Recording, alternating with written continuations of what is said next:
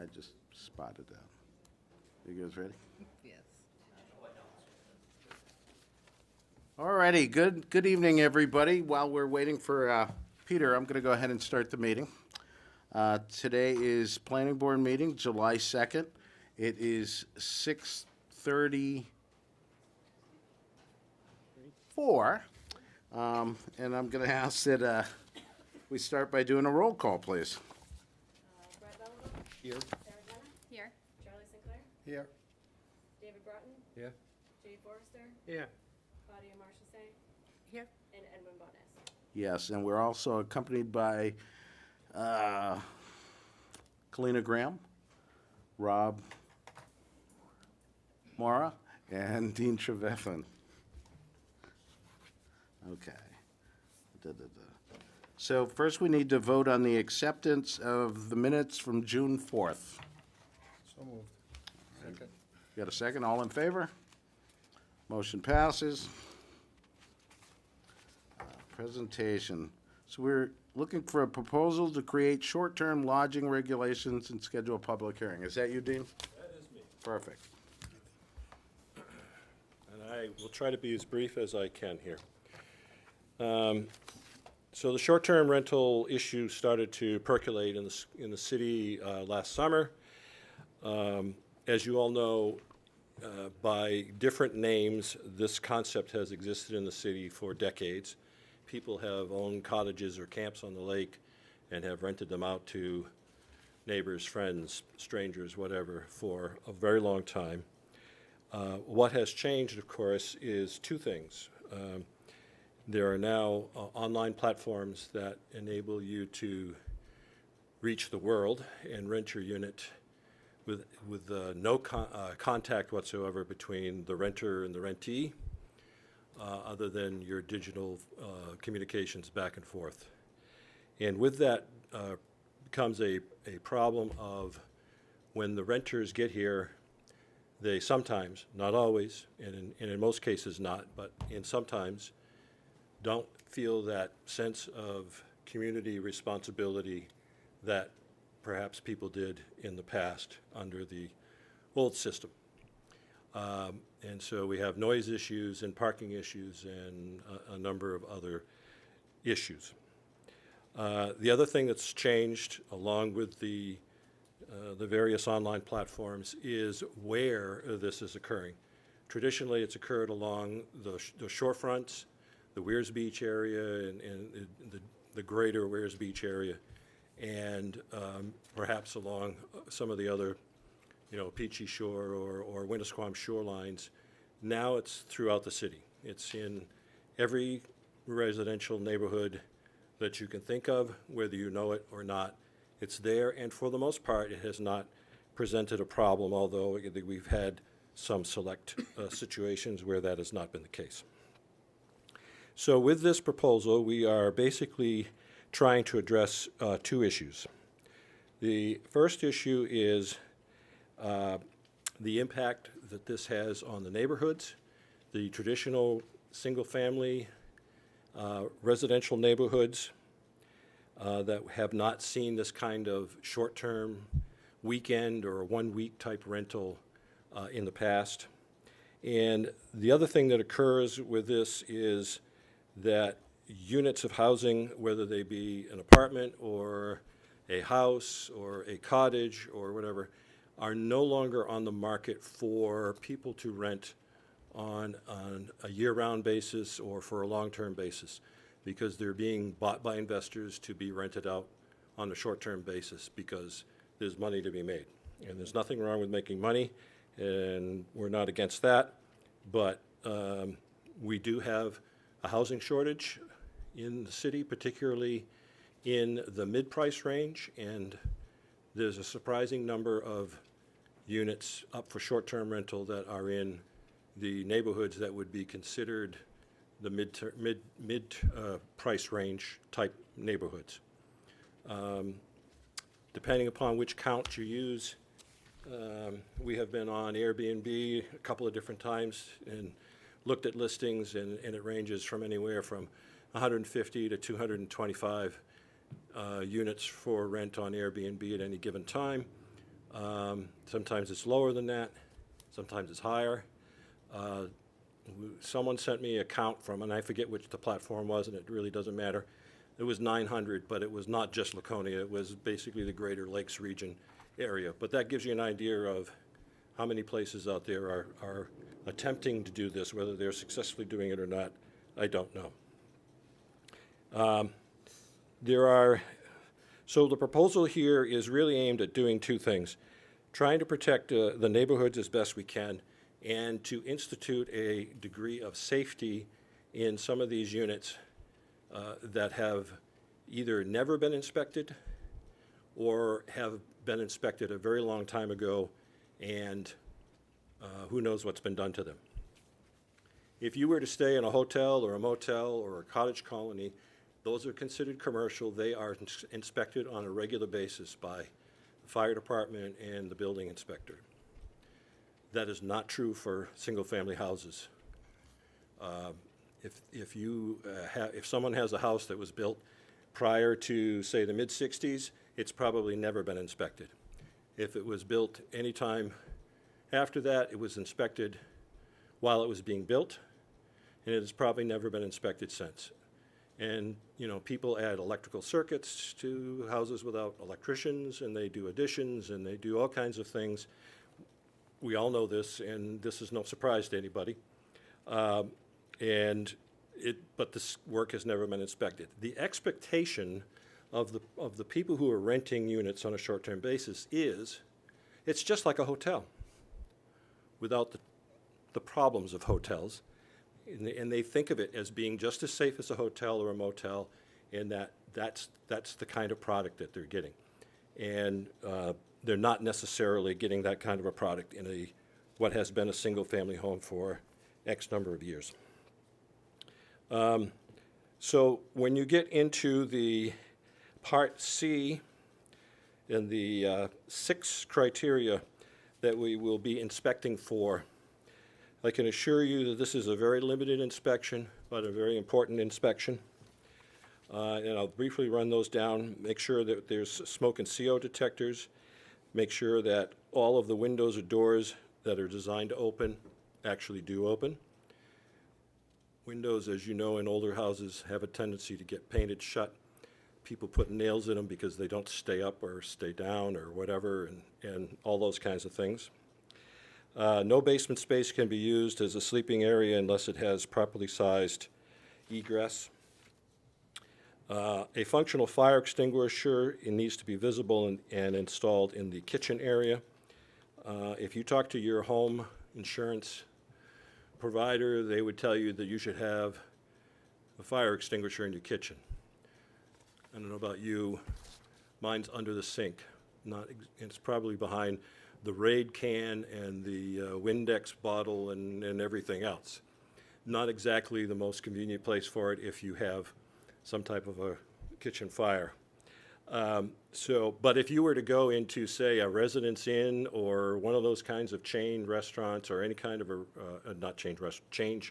motel that provides a kitchen or a kitchenette, you will see a fire extinguisher. It's visible. It's a requirement under the fire code. We're requiring the same. We would require the same thing. We're also going to determine maximum occupancy for the dwelling unit based on floor space, square footage. And we had a situation with one of the homes that we had to deal with on short-term rentals where it's a 1,400 square foot home and they had like 18 people in it. The math doesn't work. So that's the kind of thing that we would be looking to limit. And then parking has been an issue, and we're proposing that we review the amount of parking that they have on site.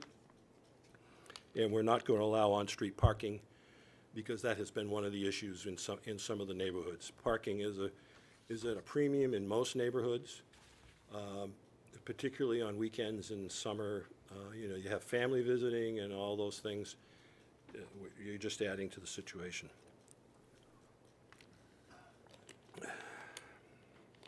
The process that has been defined is that a person that wants to do short-term rental would come in, fill out an application. We will notify the abutters that an application has been made. They can voice their opinion while we're reviewing the application. And then we will notify the applicant and the abutters of whether the application has been approved or denied. And there's an appeal process that either side could take. If we deny the application for some reason, then the applicant could appeal that decision.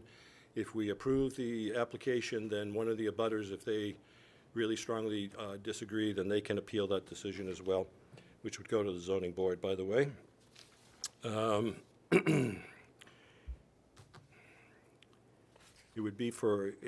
would be an administrative fee, and you would get basically an approval to do your rental for 1 year, and then you'd have to renew. We're not necessarily going to inspect every year, but we may do some random inspections just to try to keep everybody honest. And obviously, if we have any complaints in one way or another in a particular unit, we will either re-inspect or inspect at the renewal time. There are a couple of things that I wanted to particularly go over with you that needs a discussion. The first one is on the first page under the definition. The part in red, I just wanted to make you aware that we already have a definition for a roomer, R-O-O-M-E-R, not a bad talk that goes around town, not that kind of rumor. And in the table of permitted uses, it says roomers less than 3 are permitted in all residential zones already, and they would be exempt from this ordinance. More than likely, these are owner-occupied situations. This is kind of, but not necessarily, the traditional roommate situation where somebody either owns a house or is the lessee on an apartment, and they take on a roommate. In other cases, it's people who are renting a room in their house to someone for a certain period of time. It varies. We know of one gentleman who's is doing a roaring business, and good for him, renting out to visiting nurses that are at the hospital for short assignments. You know, they're there for a couple of weeks, and they don't want to be in a hotel, and obviously you can't get an apartment for a couple of weeks. So it's that kind of a situation. So they would be exempt. I already talked to you about the abutter notification. That's in Part A. And then on the second page, about halfway down, number 5, the proposal right now is for a maximum of 12 separate rentals, or a maximum of 184 days, in all the zones except for CR and SFR, which would be unlimited.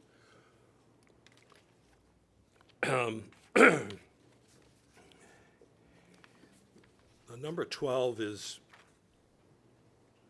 subjective. Kind of was a suggested number that came out while we were talking with the City Council Ordinances Committee. Nobody's wedded to that number. And nobody knows what the right number is. Is it 10? Is it 12? Is it 15? Is it something else? And we don't know how to really enforce that. We've had suggestions from different people on how to enforce it, and all of those suggestions work, but they're not foolproof and they're not easy to do necessarily. So what I would submit to you is that perhaps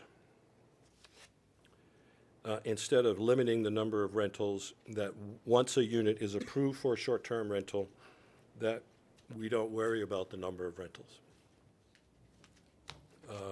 Does that mean it would be removed from the language? Well, we'd have to we may just reword that, but remove the 12 nights maximum, yeah. What about the 184, though? Why does that matter? On the 184? Yep. The 184 comes from the state law that governs when you have to pay the rooms and meals tax. If you are renting any type of real estate, whether it be a motel room or a hotel room or an apartment or your house, if you rent it for 184 days or less, you have to collect the rooms and meals tax, or you're supposed to.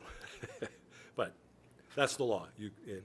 If you're renting it for 185 days or more, i.e. 6 months or more, then you don't have to pay the sales tax.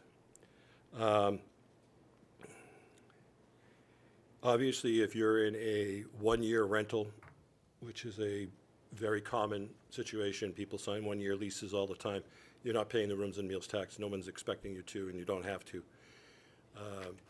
If you sign a 6-month rental, in theory, depending upon which 6 months it covers, you may or may not be 184 days, but I don't think anybody is looking that closely at, if it's 183 or 185, or, depending upon, again, if it happens to include the month of February and it's not a leap year, you may not get 184 days on a 6-month rental.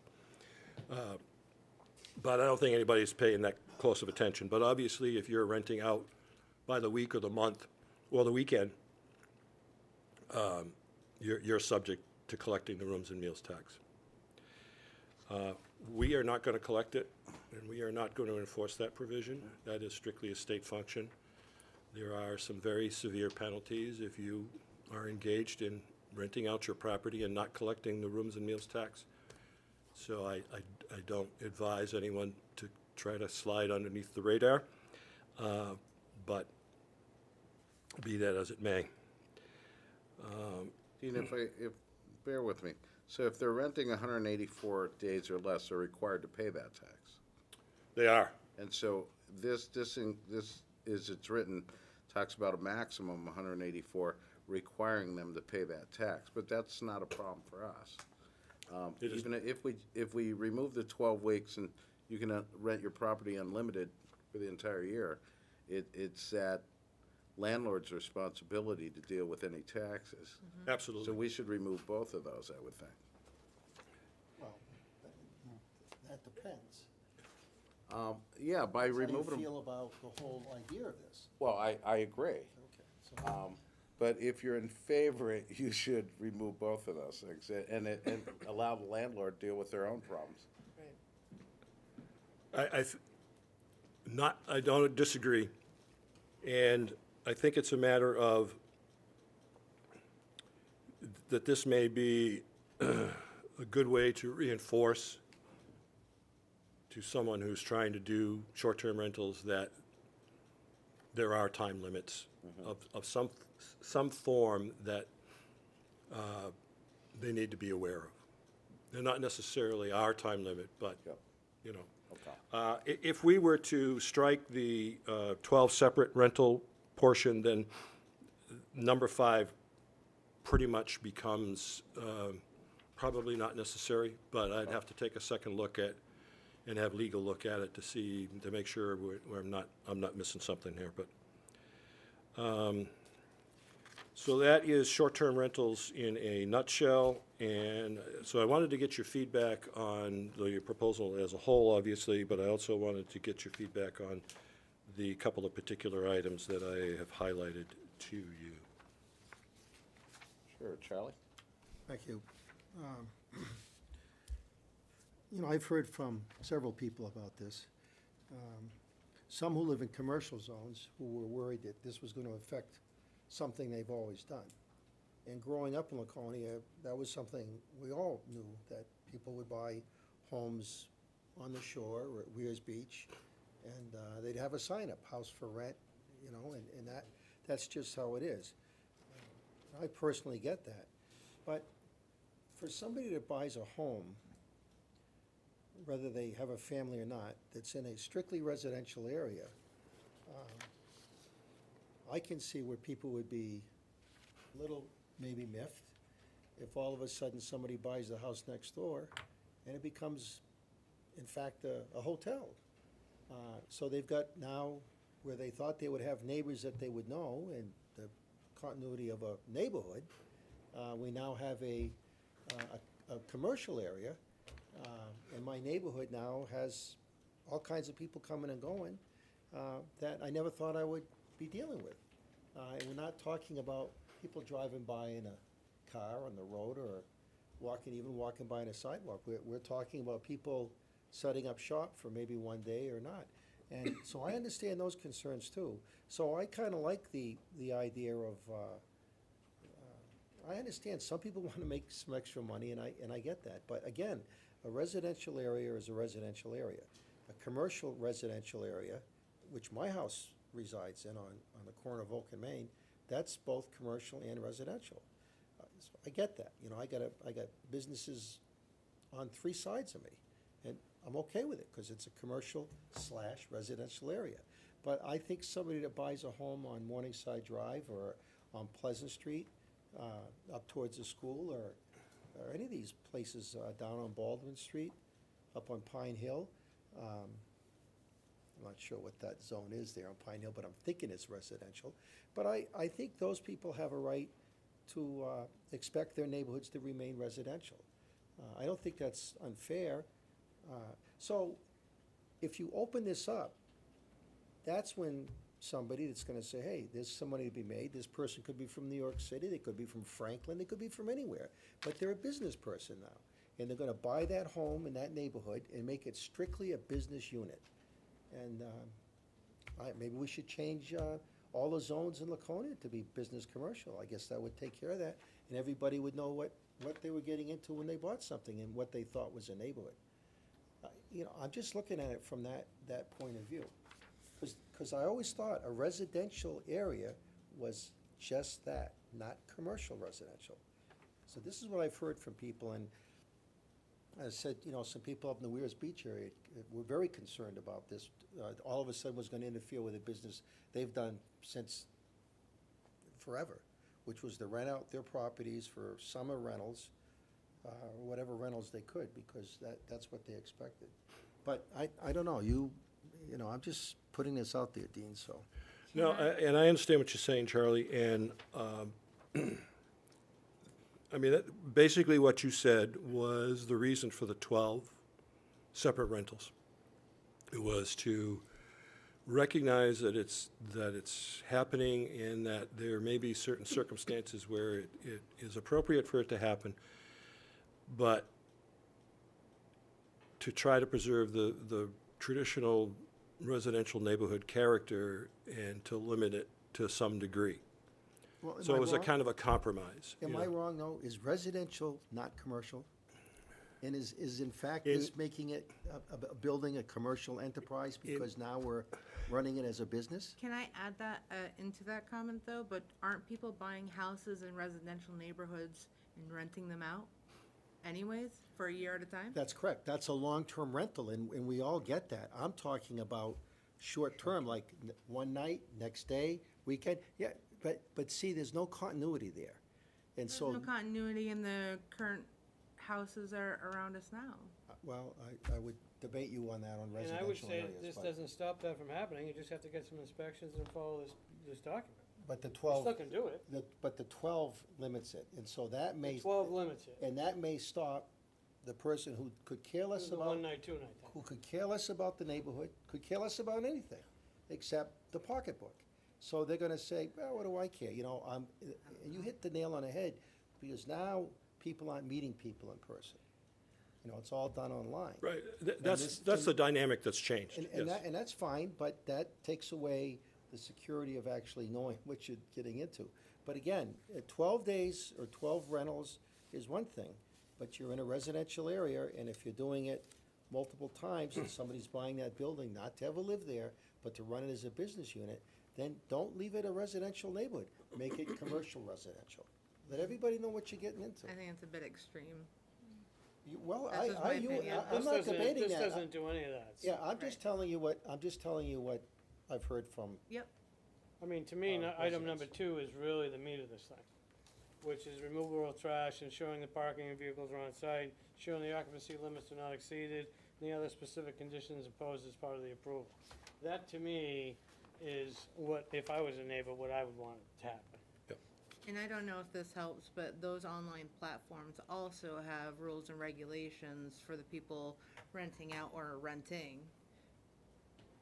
They, I experience do, it all they the time, do. that's how I travel. Yeah, They do, Just like Uber drivers have rules and regulations, and we all know what goes on. Some people break the rules. No, some people break the rules, and Uber will say, we're gonna work with the authorities to make sure this doesn't happen again. But that does no good for the people that have all of a sudden have problems. And it's the same thing with Airbnb, I think I'm saying it right. Airbnb. Airbnb, where you must have read and heard about people on both sides of the equation have run into problems. So it's not like it's, yes, they have rules and regulations, and like everybody, these things don't always work. So again, I'm just telling you what some people's concerns have been about that. That's all. So I'm perfectly content leaving the 12, or making it 10, or making it 15, or doing away with it completely, whatever the consensus of the board is. And at some point in time, of course, this goes back to the city council, and if you remove it, they may disagree with that, or if you change the number significant, they may disagree with that too. But, so we may be back and forth a couple of times, but if that happens, and, you just deal with it as we go along. And the public will have a chance to weigh in in this sort of public hearing. Yep, So yep. maybe then we'll hear from some of those people say, all I care about's the trash, or other people say, geez, this is not what I expected in my Right, but we neighborhood." also talked about, and you stated, Dean, that you have no real way to decide or enforce if 12 Right. is being met or not. Not foolproof, and let me give you a couple of examples. It's been suggested that if an abutter or whoever says, I think they've done more than 12, the idea is that we would ask for your rental records. Well, I don't know. I'll hand you 11. Exactly.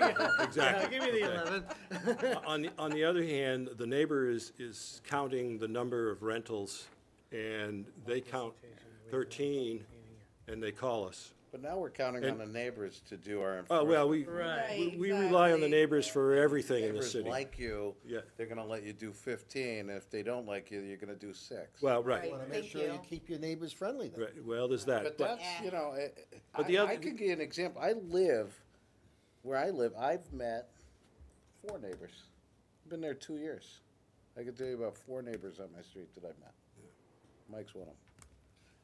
So. He lives you know, out in the middle of the And I lake. don't How think the I'm an hell can he- unfriendly guy. I wave at everybody that drives by walks by my house, drives by, everybody. I do that daily. So it's not necessarily whether or not you're friendly with your neighbors, everybody just, and today, look, when I grew up, Mrs. Johnson knew me 12 blocks away. Yeah. If I did something wrong, she brought me home. Today, you look at the kid wrong, who's throwing rocks at your window, and you're the one that's gonna be in trouble. So, this neighborhoods have neighborhood. changed dramatically, Yeah. In Laconia, you have folks who have been here forever, and you got folks who are just starting to get here for the first time. Well, if I could, Mr. Chair, I would, and I think this was said a long time ago, that people have been doing all kinds of stuff, renting out rooms and stuff like that. And, if there's no problem, there's no problem. But apparently, things got out of hand in a particular neighborhood, I believe it was Morningside Drive, where somebody putting 18 people in. Well, we've had more than one house. There's been Okay, several houses. But where people have gotten fed up with it, complained, and started calling their city councilor and in their mind saying, oh, we got a real problem here. So maybe if whatever rules are changed and nobody ever abuses them or causes an issue, we'll never hear about this again, ever. But again, normally it's when somebody breaks, the straw there by abusing a situation, which may be a person that lives 500 miles from here, who bought a home strictly as a business proposition, then the stuff comes up. I agree with you. I don't disagree with that. So either. Dean, how is this gonna be regulated as far as someone coming in, and how is anybody gonna know they have to pull a permit?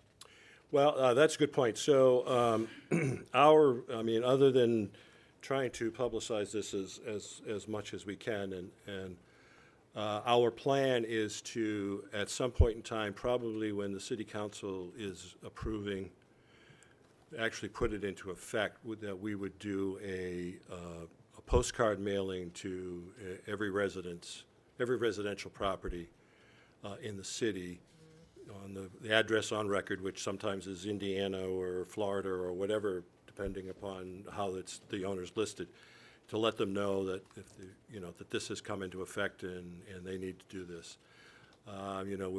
We've put it in and we'll continue to put it in the weekly links letter and, on our website and everything else. But I know for people who are in certain neighborhoods that are here, only in the summer and they go, Florida or wherever for the winter, that they may not be paying attention to those kinds of things because they may not necessarily feel that connection to the community, and they're certainly not reading the newspaper, so even online, But, so that's the only way that we have to make sure that we've at least notified every residential property owner that this is a requirement. After that, it's again, we're gonna go back to relying on neighbors to be monitoring the situation in the neighborhood, and I do understand the qualm about that, but whether it's other zoning issues, whether it's code enforcement in terms of people build decks and sheds and everything else without getting permits, and our number one source of information, good, bad, or indifferent, is the neighbor, and this would be no different. And going back to the 12 days, the other issue with relying on the neighbors, and I fully recognize this, is every group of people they see in there, they see as a rental. Whereas some groups of people that are going to be in there for a week or a weekend are family members, they're the brother-in-law and his family or whatever, and they're not renters. They're just using it, which, so you got to ferret those things out, and that's part of the problem with having the number. I got one last question, I'm sorry. If we vote this approved, what is the process in which it becomes law, and how long does it take? First thing we need to do is refer this to a public hearing. If you believe it's 95% there in terms of language, then we could refer to a public hearing. If you think we really need some major revisions, then we should do that before we have the public hearing. So that would be step number one, would be to go to a public hearing at this level. So that would be at the earliest, obviously, would be next month. So the first meeting, the only meeting in August, obviously. At that meeting, you could continue to make changes, or you could approve it and send it back to the city council. The city council will also have a public hearing and then enact it. So that process takes, at a minimum, takes from today, takes a minimum of 2 months, and it's probably closer to 10 weeks. And then if we have to go through the process of additional public hearings or other revisions or whatever, then obviously the time, stretches out even longer. And when you I'm do not that, worried. I'm not worried about the time. Yeah, that's fine. And when you do that, that's for everybody, right? So if last week somebody bought a house that they were gonna rent out, Oh, yeah. I get Yeah, I this. mean, it's just like any other zoning change. When you change zoning, you affect everybody. I mean, 15, 20 years ago, when we expanded all of the wetland buffer areas in the city from 25 to 40 feet or 50 feet, if your house had been there for 75 years and was 30 feet from the bank of a small stream, and now you're in the wetland buffer, it is what it is, and we have ways of dealing with that, and we have ways of dealing with this as well. got it, thank you. Dean, what type of criteria were you guys looking at for approval and denial of these applications? One thing would be the 6 things under Part C, obviously, for the inspection part. The part, let's see, Roman numeral 5 is the floor space requirement.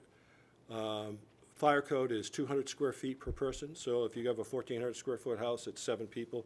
We would be looking to limit it to 7 people. That kind of a situation. If we look at your driveway and it can hold 2 cars, then you're limited to 2 cars. It's, and that's the kind of thing that we would expect. And exactly how we enforce this or spot check it, I don't know, but yeah, at this point in time, but we would expect that that's the kind of thing that they would be putting on their Airbnb rental or their VRBO rental agreement. It's a maximum of 7 people, it's 2 cars. You know, that's city requirement. And, you know, in talking with other people who are doing this, you know, now, and a couple of the rental agencies that are in the area that handle dozens of properties, they don't see that as being a problem at all, you know. It's more when you get into, when you're on some of the side streets in Lakeport or up off of Pine Street and those kinds of areas there where the roads are kind of narrow. It's wintertime, you know, you can't park on the street overnight in the city of Laconia in the winter anyway.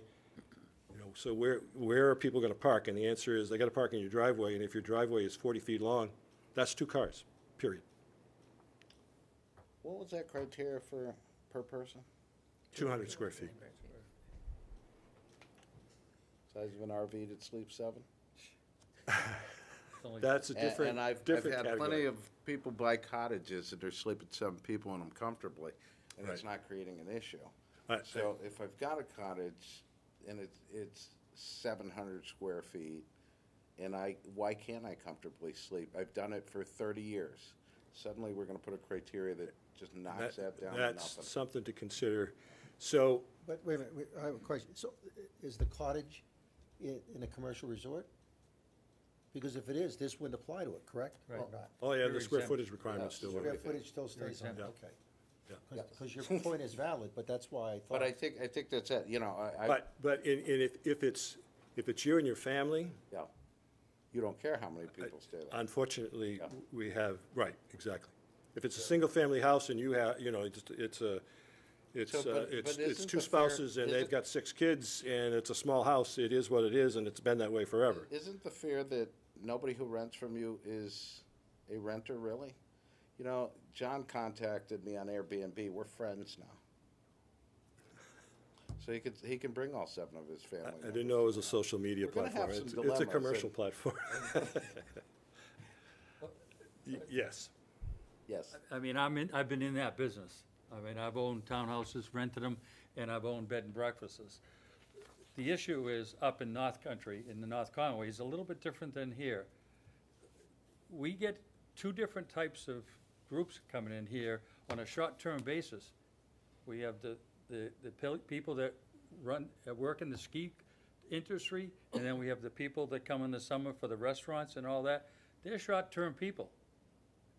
There may be 7 or 8 people in a small little There may be. room. And that could be the issue.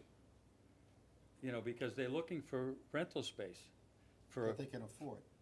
yeah, that they can afford, And because that- I've been approached many, many times looking for lodging for people that are coming from Chile, people are coming from Mexico, people are coming from Romania. So put them up for a short-term, you know, 3 months. That's all they're here for. See, and I guess my issue is I don't consider 3 months short-term. I'm thinking short-term. Well, according to this, it weekend. is. So maybe we need to play with that a little bit, because, you know, you're in that business. I've just never thought of short-term being a week, We are, 3 a week or days. less. Yeah, Wouldn't that be a week or less? So yeah, workers usually are, about a week, or less. yeah. So what you're talking about, I don't consider short-term rental. Well, they got 184 days, nights here. I understand what they got here. I'm Yeah. just talking about the reality is that I don't consider that short-term. Because you're absolutely right. Workers come up seasonally and they're looking for spots. And that, and- we're somewhat constrained by state law in that they're only saying if it's less than 184 days, could be 1 night, could be 183 nights, you gotta collect the tax. So that's the state law that's guiding whether you're a short-term rental or well, since they not. don't give us back our fair share. Well, Meals you're and the, Rooms you're the tax. legislator. And I'm saying it, since they don't give us back our fair share, that's the least of my worries, because we get screwed on that anyway, so. So, short-term is definitely in the eye of the beholder. So there are, you know, since this has come to the forefront, we've talked with a number of homeowners and condo associations, you know, board members who are, okay, what do we do and how do we handle this? And some of them have no restrictions in their associations on short-term rentals. Some are, it has to be a minimum of a week. Some is, it has to be a minimum of 30 days.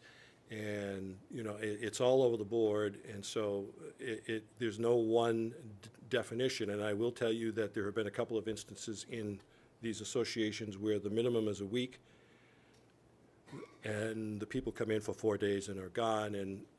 But they still pay the week. They pay for the week. The answer is they pay for the week. Right, and if. Yeah, and- that's what and- they say. Right. I've been in that Okay, and- situation. and They if- they and came if- late and they You know left what the early, but homeowner they pay says? for the week, right? Sue me. That's what the homeowner will say, sue me. Right.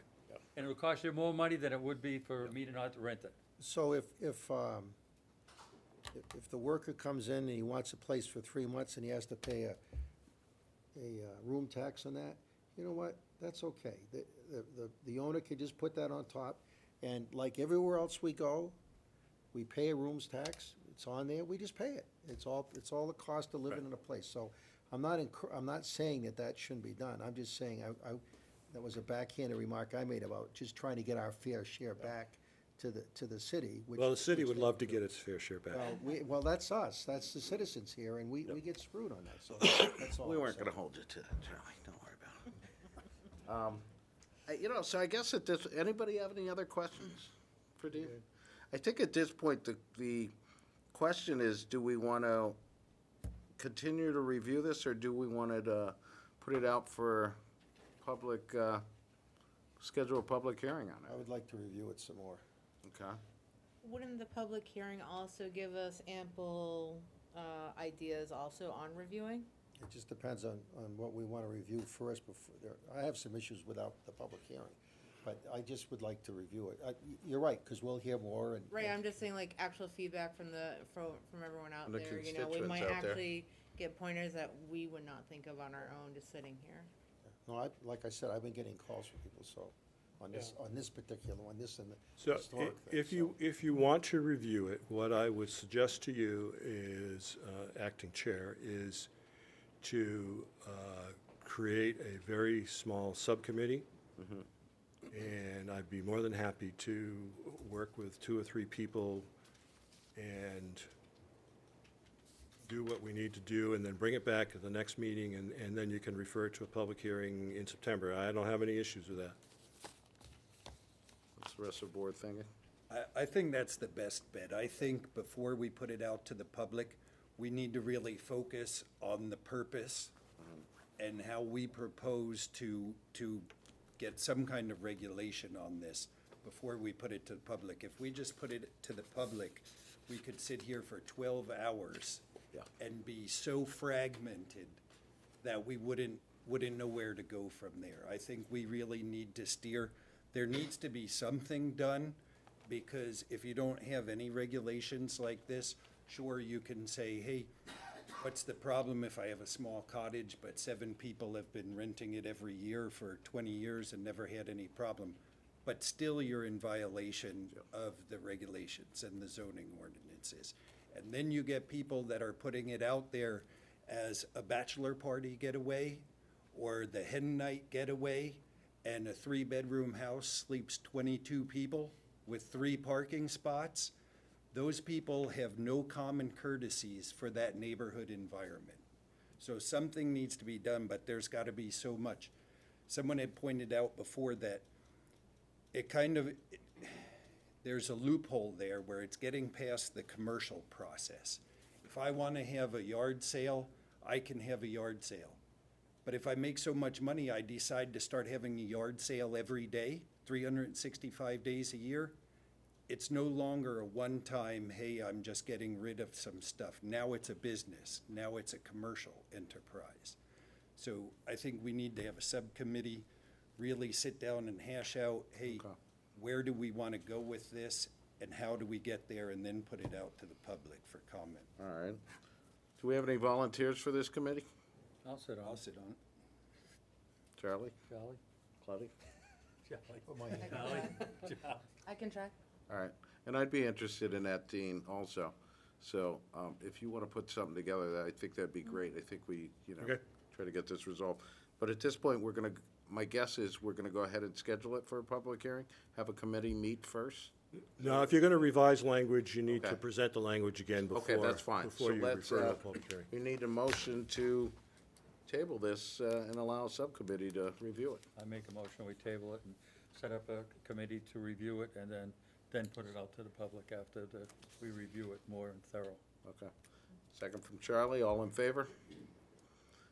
Motion passed. We're gonna go ahead and do that then, Dean. Thank you very much for that informative. Good All right, I'll let you information. know when to show up for a meeting, Perfect. because I know you all love them. All right, now we have a. I'm just gonna put a cot down in the basement and stay, so that's okay. All right, We're gonna, At least you can rent for a couple of nights, Charlie. right. so we now have a proposal to create a historic overlay district and schedule a public hearing. That you also do? That is me also. Fair enough, go ahead, thank you.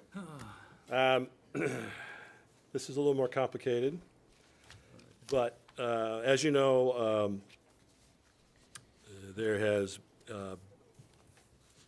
been a proposal by the Catholic Diocese to demolish St. Joe's Church, and this effort to institute a historic overlay district was largely driven by that news. And the city council was trying to get this proposal to you so that you could post it for a public hearing, so that that would kind of freeze the process for them. Unfortunately, they came in with their demo permit, as I'm sure you know, before all of that could happen. So that the church itself would not be subject to the historic overlay district if enacted. However, the remaining buildings would be subject to it, and would be subject to it for any type of building or renovation or remodeling type effort that might very well occur or could occur, particularly in the old school building, which we have no idea what the proposed uses. We don't know who the proposed owner is, and we don't know what the proposed uses are, but if we were to enact this, then the school building, the Busio mansion, obviously the library and the train station would be under the overlay district and would be under whatever controls that we enact. So, So Dean, anything within this district would fall under historical? yeah, so Okay. it's, as proposed right now, it's 4 distinct parcels. Yeah. It's the train station parcel. There's the little parcel that is Veterans Park that has the various war memorials in them, the library parcel, and then the church parcel, which is 3 buildings at present. That's what's being proposed to be the district. Now, at some point in time, you certainly could amend to add additional properties or create additional districts, but this is the proposal at this point in time. I will tell you, you do have a letter from Councilor Bounds, I believe, on your desk. I was hoping it was going to say a little bit more, so I'll try to translate for you. At the last meeting of the city council where they discussed this and transferred it to your oversight, is that there's a belief on some members' parts, not necessarily all councilors' parts, but some councilors' parts, that this was overly restrictive, probably went further in regulation than they would have been comfortable with. Okay. And so I think the intention here tonight is to present this to you, and then, and I'm not going to read 15 pages to you, and I'm not going to give you all the details. I'm going to allow you to read at your leisure. So what I think the recommendation is going to be is to table this as well, and also set up a subcommittee to review the wording. to come back to the August meeting for your review, and I would like to get perhaps someone from the city council sit on that subcommittee as well, but just to be their representation. But before we get to that part, I would like to bring up Tara Shore. Tara is, I'm going to get your title wrong, Executive Director? Operations and Program Manager for the mill here. Tara and among other people have been the spearheading this effort to create the Historic Overlay District, and I wanted to give Tara an opportunity to just give you a little bit of background and a little bit of reasoning for this proposal. Thank you so much for your time this evening. My name is Tara Shore. I've lived in Laconia for over 20 years, and tonight I'm privileged to represent the Exploratory Committee that brought the proposal of the Historic Overlay District to the City Council in May. The committee is comprised of Laconians, past and present, members of local organizations, including the Heritage Commission and the Laconia Historical and Museum Society, and as well as some city councilors. As outlined in a preservation planning handbook for New Hampshire, distributed by the New Hampshire Preservation Alliance, the purpose of a historic overlay district is to preserve the significant character of an area while accommodating and managing change and new construction in accordance with regulations developed by local consensus. A historic overlay district preserves the elements of a municipality's cultural, social, economic, political, community, and architectural history. It conserves property values, fosters civic beauty, strengthens the local economy, and contributes to the education, pleasure, and welfare of its citizens.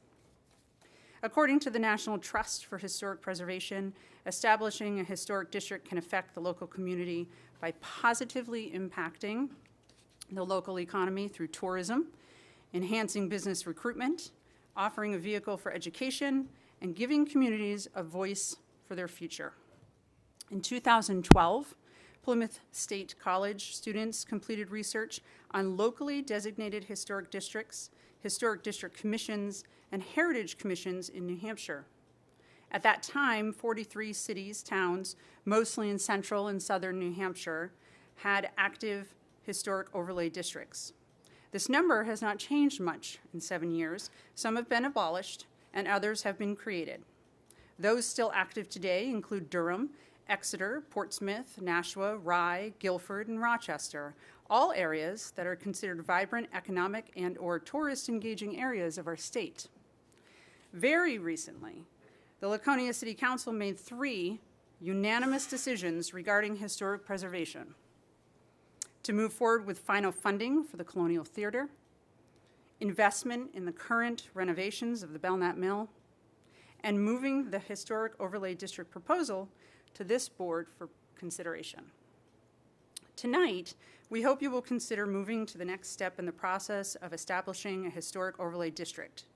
It is the potential demolition of St. Joseph's Church that began this undertaking, but it is a very real possibility that a demolition permit could be given to the planning department at any time for any other historically important building in our city that makes this a very important discussion to have now and an equally important decision to make as soon as possible. I'd like to leave you with a quote from Richard Moe from the National Trust for Historic Preservation. "There may have been a time when preservation was about saving an old building here or there, but those days are gone. Preservation is in the business of saving communities and the values they embody." I appreciate your time this evening, and I appreciate your consideration of a historic overlay district for Laconia. Yes? Don't go away yet. Okay. So if we moved forward to do such a thing, historic overlay district, we would be setting precedents for the lake, because you didn't include anybody on the lake. I was just curious. Merrimack, Wolfboro, none of the surrounding towns have such such a district, correct? Guilford does. Guilford does. Wolfboro used to. I don't know if they've reinstated it. I know there was a time, I think it was 2010, they abolished it. But I was under the understanding it was put in place again, but I haven't had a chance to call Wolfboro directly and ask them if their historic district just is in curious. place. Yeah. My second question- Sandwich, Sandwich, yeah. Sandwich. There were a couple others. I didn't list them all, obviously. And then the 4 items that Dean mentioned did not, I don't believe include the renovations downtown, or do they, Dean? They do not. Are you concerned about that? Absolutely. The concern originally was, obviously, the catalyst to all of this was St. Joe's Church. And in 1982, the Lakes Region Planning Commission actually did an in-depth study and did a lot of informational work. I see your book is here, Dean. I don't know if you have a copy of it, of doing historic districts, 3 of them actually here in Laconia. One is downtown, one was Lakeport, and one was the Weirs. And then they had listings of other spaces, but they hadn't done full informational studies about them. It's an incredible packet. I could certainly get you all a copy of it. And that outlines a different breadth of districts. So downtown would actually include the Colonial, lots of other, the car shops, all of those spaces. Why it doesn't include the 2 mills, I'm not sure, Well, it but does say in this document that it can be amended to add or subtract anything yes, at any time, once a so commission I is get put in that. place. I guess it's a good start, but I'm sure that there'd be other proposals to add more stuff to it. Yeah, I'm that was the hope and plan, is that to put a foundation in place. And then when a commission is actually put into place, those on the commission could start the work of really looking at our city as a whole and encompassing some other districts if they felt, and if the city, I feel that the 3 districts listed in this planning commission informational study would be extremely important and beneficial to the city. Thank you very much, Terry. You're welcome. A good start. A good start, yeah. I Thank just you. have one question. Sure. I just happened to go walk the Weirs Beach boardwalk the other night, and all the old buildings have plaques on them. Are those historical buildings? If they have a historic designation, such as on their historic registry, either for the state or the nation, they can also be designated as a landmark. We have a lot of those in this city. It wouldn't surprise me that those are designated down there for something. However, designations like that cannot save them. Alone. That, what she said. Yeah. It needs more. Yes, it needs a historic overlay district can put into place regulations for demolition, whereas being designated on the historic registry does not do that for you. So, for instance, they could, you could pull down the Buzzell home, and a sign could still stay there saying this is, the Buzzell home was a historic site of historic Buzzell home. So all those veterans' homes and that Weirs Beach could be all torn down and a multi-million-dollar hotel could go up. Good, yeah. And that thereby is the reasoning, like I said earlier. This was, some say it wasn't quite a surprise. It was a little bit of a shocker for the church. But when you look around the city and you hope and pray that whomever owns the train station isn't thinking, oh, I got to get rid of this. I got to sell this. I mean, those things can still happen here in the city. It's come close before. So to put it inside of a historic overlay district would at least put in some regulations and possibly help us to save more.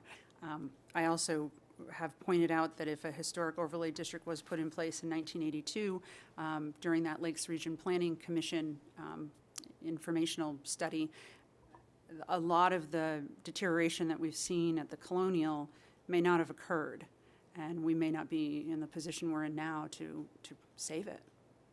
So, thank you very much. Very welcome, thank you, Tara.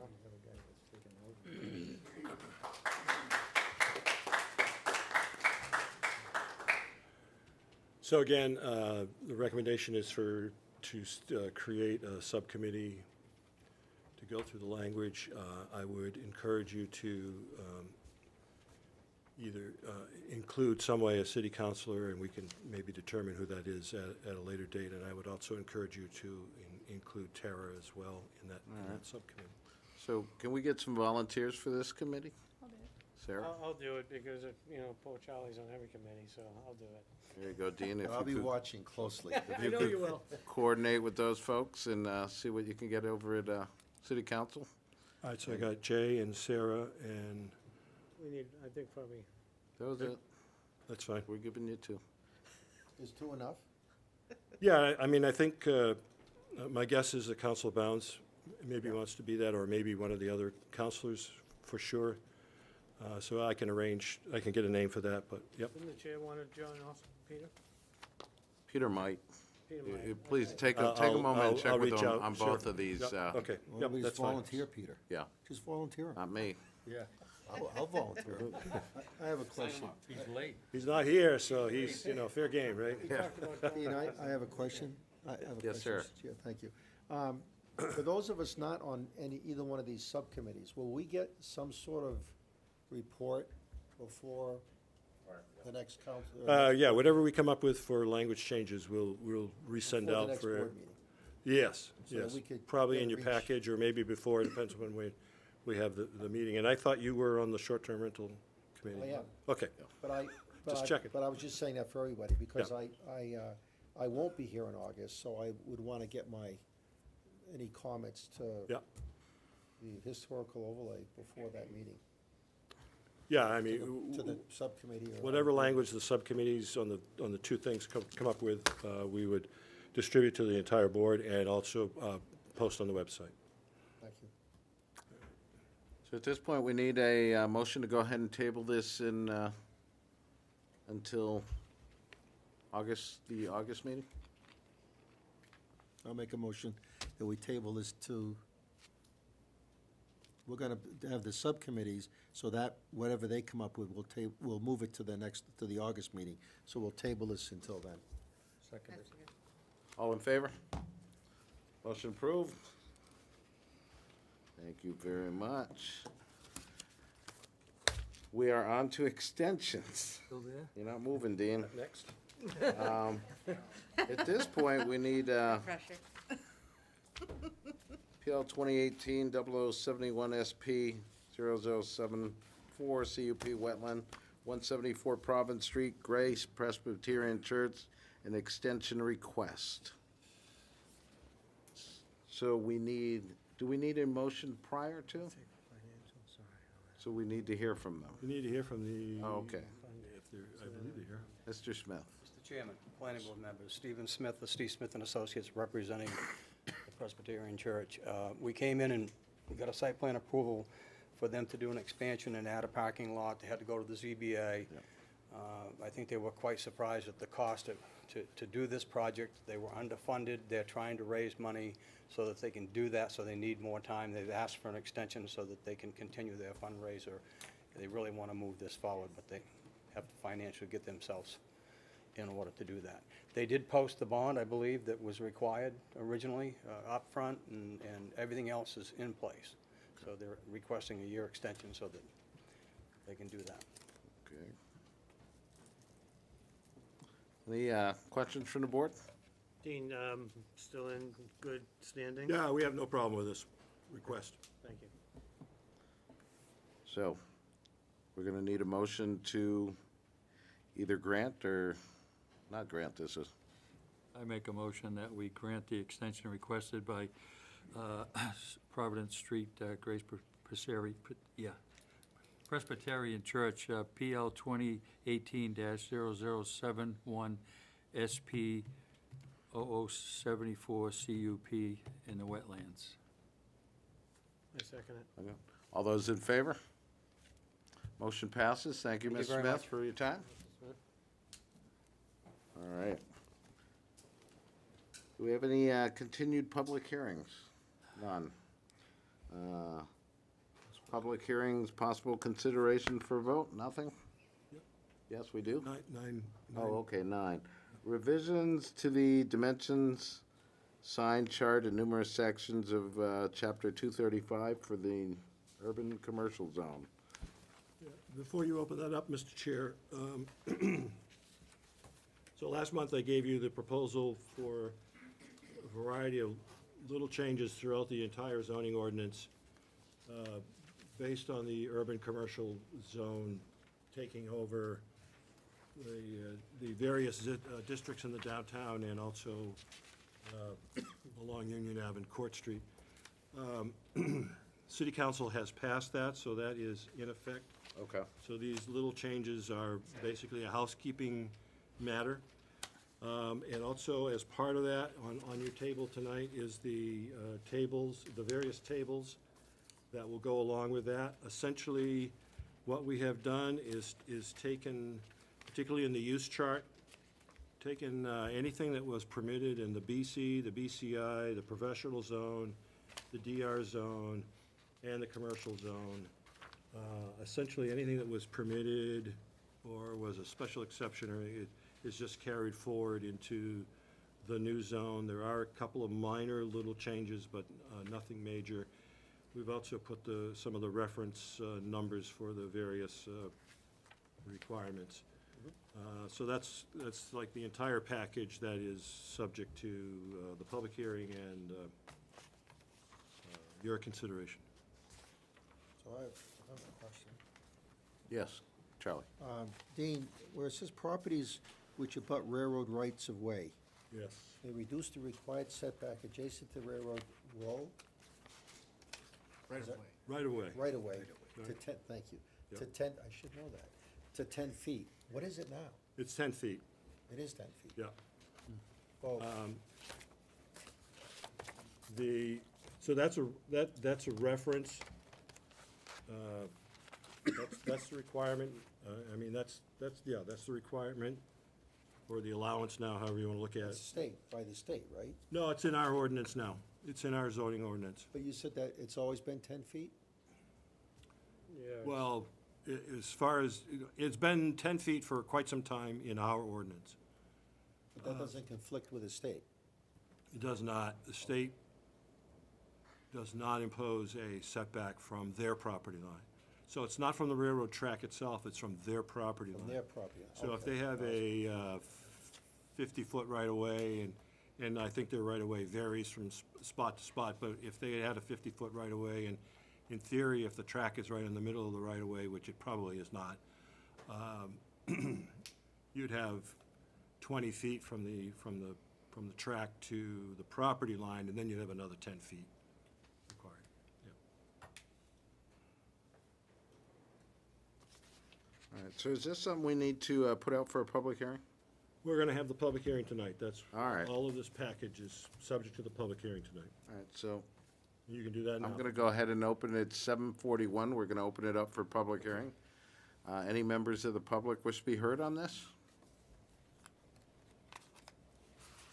Seeing none, 7:41 and 50 seconds, we're gonna go ahead and close that public hearing. Open it up to the board. Any questions from the board? So what we'd be looking for is for you to, if the board desires, to vote to recommend this goes to the city council.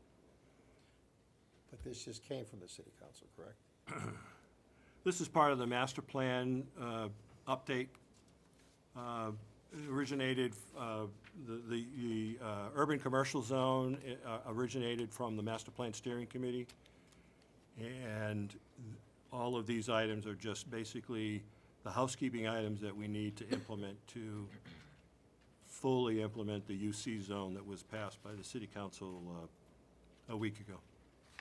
We just got this tonight, or did I miss something? Was this emailed to everybody like weeks ago or something? No, the charts were not, no, but the language stuff was given to you last month. But the charts are so much more informative. They are. So my question is to my fellow board members, are you guys are all comfortable with just doing this without looking at it? Board members?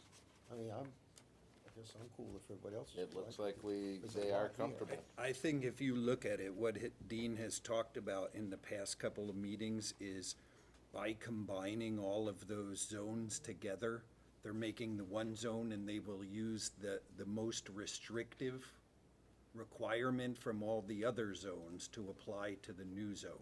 And that's all the table is showing now. The commercial zone.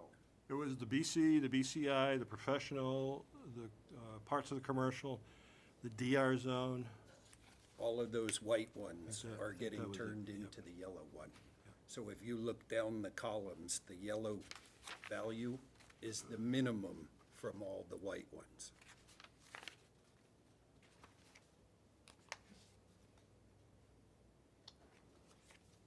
Got that, Charlie? I do. All right, so, board, what is your wish?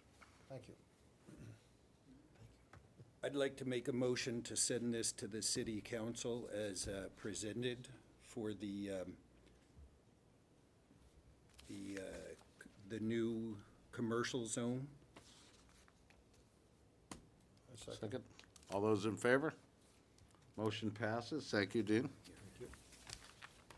Now we're moving on to PL 2019-0029 SP, 0070 CUP Wetland, 33 Lexington Drive, proposal to construct building waiver for wetland mapping.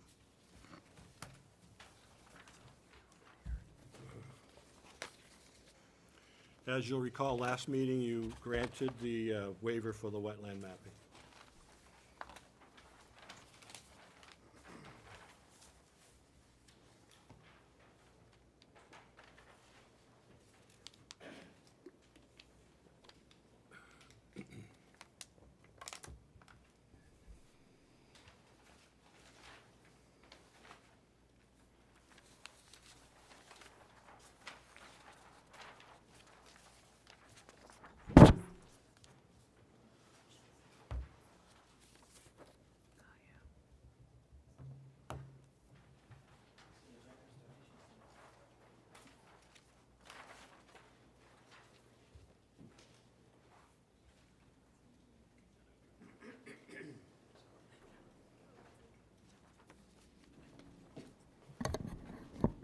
Can you get that cleaner on the camera, the way it is? Do you need me to turn it? Not gonna be very big. You'll have to look in your packet. But they put it up there for that, can you guys see it back there? Okay, all right.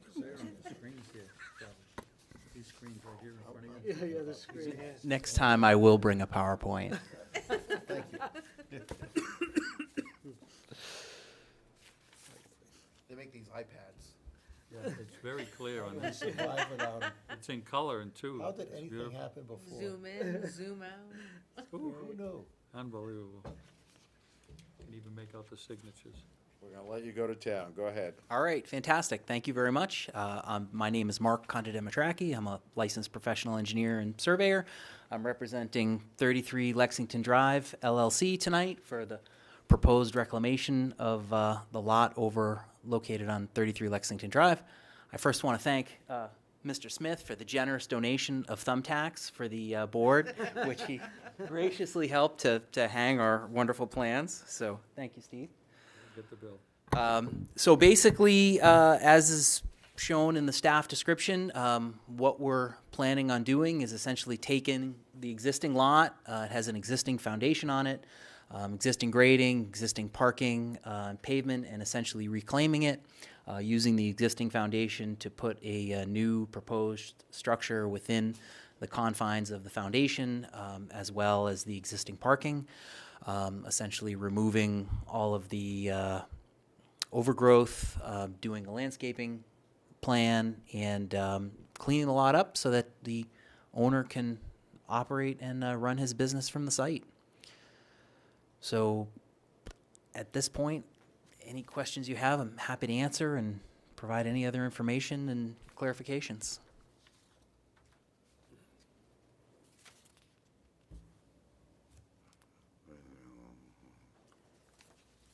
Mark, I don't see a pad on the site large enough for that building.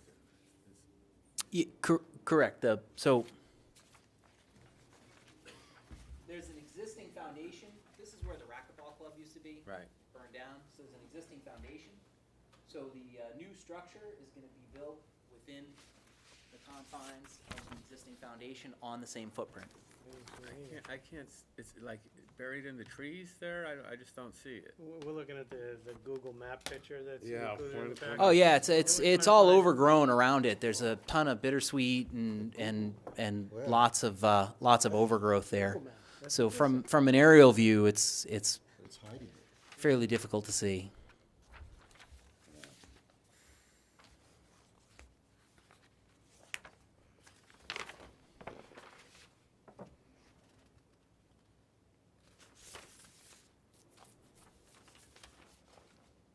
Dean, you've been over there to look at this, right? Or somebody from the Yep. office has, so it's all there.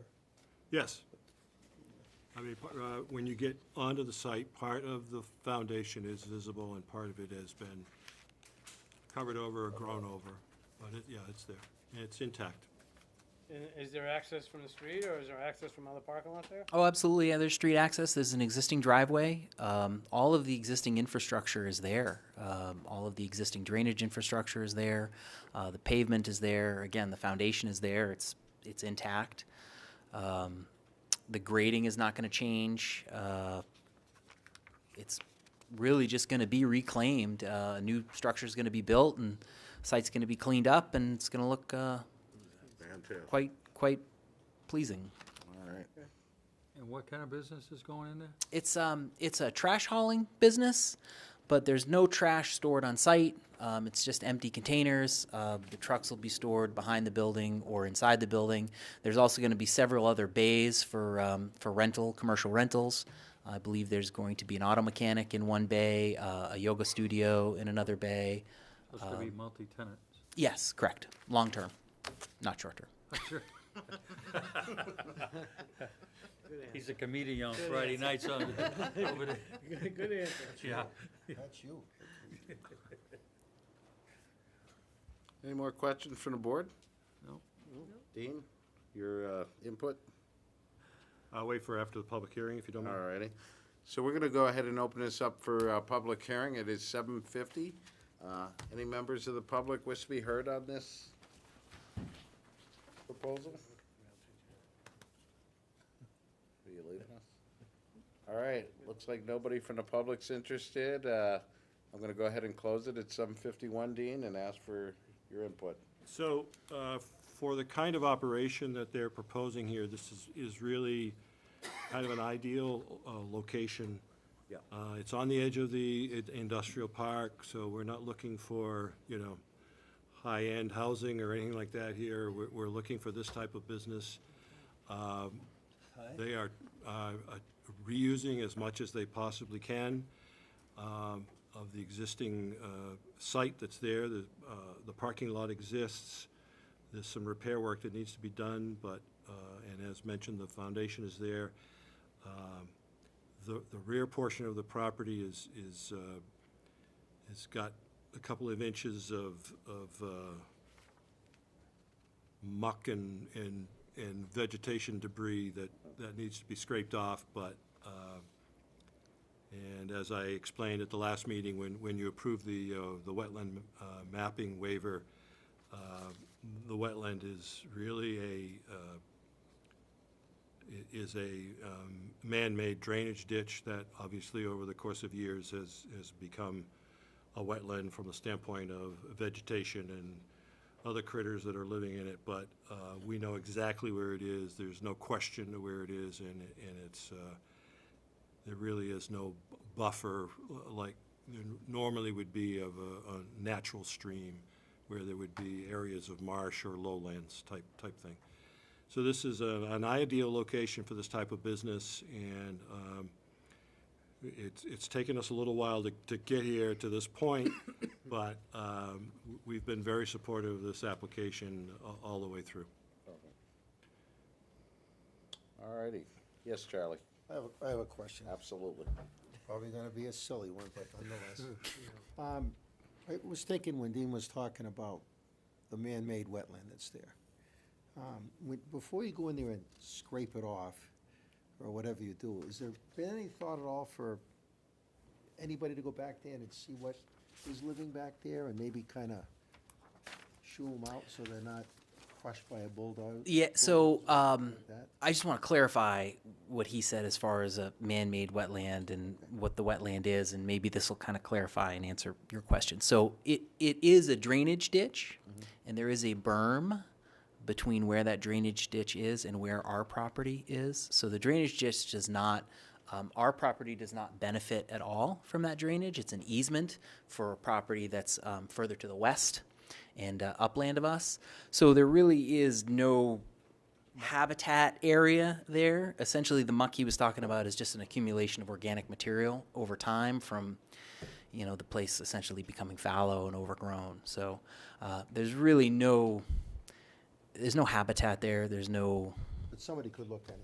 Sure, yeah. I mean, the Is the staff ditch- came is up the- and. Is the ditch wider than this table right here?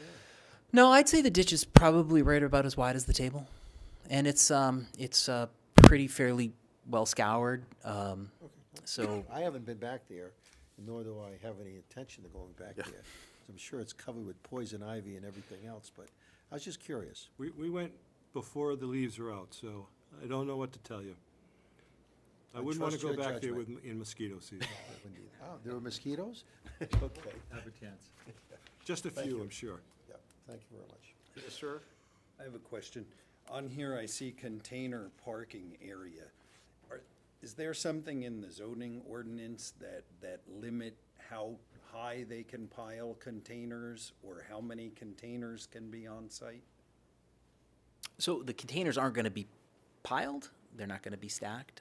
It's just essentially a dumpster container, a typical 15-yard dumpster that you would see. It's I saw container parking and I saw the My Box. no.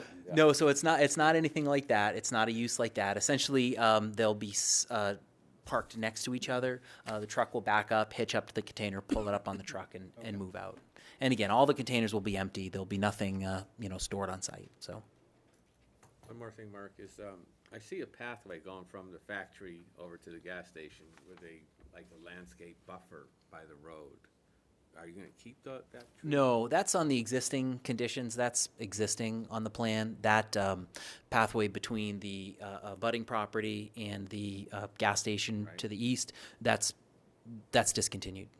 But the landscape that's between the road and the path, is there a chance to keep that? That is going to be kept, yes. Very good. Yep.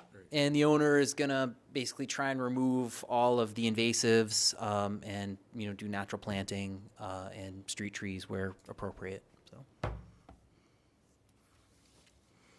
Dean, we still have fire truck access and all the other things we need. Yep, everything, everybody's has reviewed. All right. What is the board's opinion? Build it. They will come. Let's get a motion then. I make a motion that we pass this 33 Lexington Drive proposal to construct a 7,975 square foot building. We have given a waiver for the wetlands mapping previously for PL 2019-0029 SP 0070 CUP, and there is no continuous for you people as far as the staff, correct? Just the staff recommendations, if you could incorporate that. Yep, and to include the staff recommendations. A second? We got a second. All those in favor? Motion passes. Thank you very much, Mark. Thank you very much. All right, now we're gonna move on to.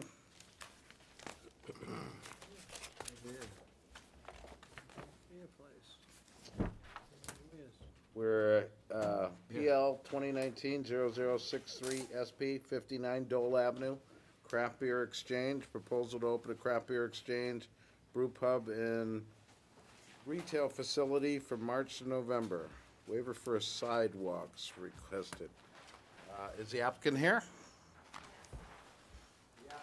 All righty.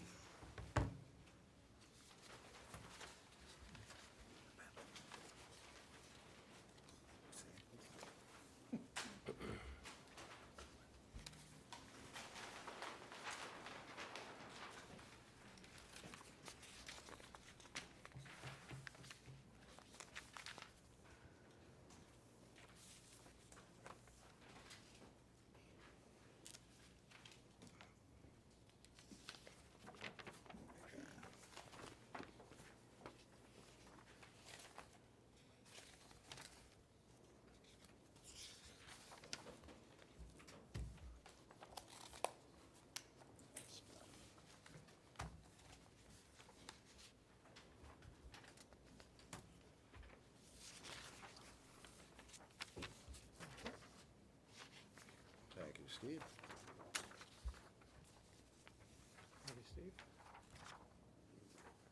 Made enough copies tonight.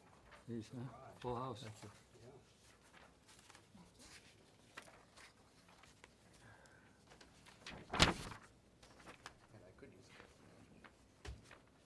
Mr. Chairman, planning board members, for the record, Steve Smith and Associates. I'm here tonight representing the O'Learys, Keith and Monique, who are sitting to my right behind me here. We're here to talk about 59 Doe Ave, which is tax map lot 154-64-1, is a 3-acre parcel of land located in the resort or commercial resort zone. I believe it was formerly the Brickyard Manor House. I don't know the last time it was occupied. I have two plans up on the board. The one to the left is the existing conditions plan. The one to the right is our proposed improvements plan. On the existing conditions plan, there is the main house or structure with a detached garage beside it. And then there are two buildings behind the house that are, I don't know what they were used for. One's, I think, currently used for storage. And Mr. O'Leary had received a demolition permit and has removed the building that's closest to the house, which would be the second building back, not the one way back. So that building, since the existing conditions plan was done, has been eliminated. I gave you a business description that Mr. O'Leary had drafted. I thought it was pretty informative. You can say it a lot better than I can. But our proposal is to convert the existing house to the Witch's Brew Pub Craft Beer Exchange and take the garage itself and convert that to the Craft Beer Exchange retail sales facility. Again, we're removing the building just to the rear of the main house. If anybody has been up there, I think you'll see that there's been some major improvements to that facility. They've been working quite hard over the last year, restoring that facility, painting it. They've added a deck on the front of the building itself. Our proposal is to add 24 parking spaces in the rear of the site and have 4 parking spaces in the front, 2 for handicap accessibility and the other 2 to support the retail facility store. Their proposal is to operate from March through November, weather permitting, business permitting, 7 days a week, Sunday through Thursday, 11 a.m. to 10 p.m., Friday, Saturdays, 11:30 to 12 p.m. One of the questions I was asked at one of the site reviews was, will they be brewing beer there? And the answer is no, that's not the proposal. If you read the operations or business description, you'll see that they are going to be bringing in craft beers from other brewers and offering them at their facility. There is an access easement on the westerly side of this property that kind of is used by both our property and is used by the condominium association. They have a maintenance facility out back there. They have a shared access off from Doe Ave that will continue. There's also a... Point that out. Yep. Are you looking at something, George? I'm looking at it right there, so. This is the access off from Doe Ave, and it continues through to a yard in the back, which is a maintenance facility for Village Winnipesaukee condominiums. Okay. So the only way to get to that is Doe Ave and go straight through the back, right? To get to the, And the 24 condominium. parking spots. Hmm? And the 24 parking Yeah, spots, that's which why is behind we it. want to put the parking spots. That's the best parking spot for it. It kind of doesn't engulf the facility. It keeps the facility, because the view is out towards the lake. You don't want to look at a parking lot. We have a pathway that comes up into the facility. Our dumpster is out back and screened. We've done a drainage analysis and putting in a very substantial drainage treatment area. But because we're removing a building and pavement that's already out there, we only have an increase of, I think, about 5% lot coverage increase. And it's well under the allowed coverage itself. So the idea is to rehab this facility and put it back in usable form. We have asked for a waiver for sidewalks. That's part of our package. And with that, I'll be happy to answer any questions that you might have relative to the site. Yes, Charlie. Thank you, Mr. Chair. Absolutely. I'm just curious,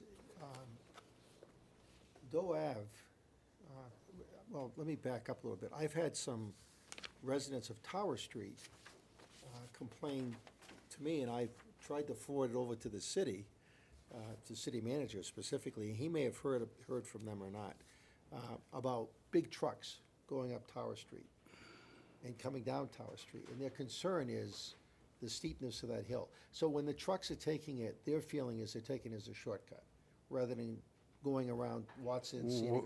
What trucks are we talking about? Oh, no, any trucks. Okay, Any yep. trucks. So let's go over to Doe Ave. That road is also equally steep. So my question is, will they have any delivery trucks and like that stuff? Will they be instructing them to come, over from, I don't know who the applicants are, but coming over from Cumberland Farms? From the Cumberland Farm, well, to me, that's the most logical place to come in from. I agree. My client is here, I think they would take your recommendation on that, Okay. instead of sending trucks up that steep hill. I concur. It only makes sense to me. Yeah, but you know how that goes, Steve. I understand. I'm asking about that. Yeah. And the other thing is the city, because that is a narrow road, and I'm very familiar with it during Motorcycle Week, because a lot of issues at Which road is narrow?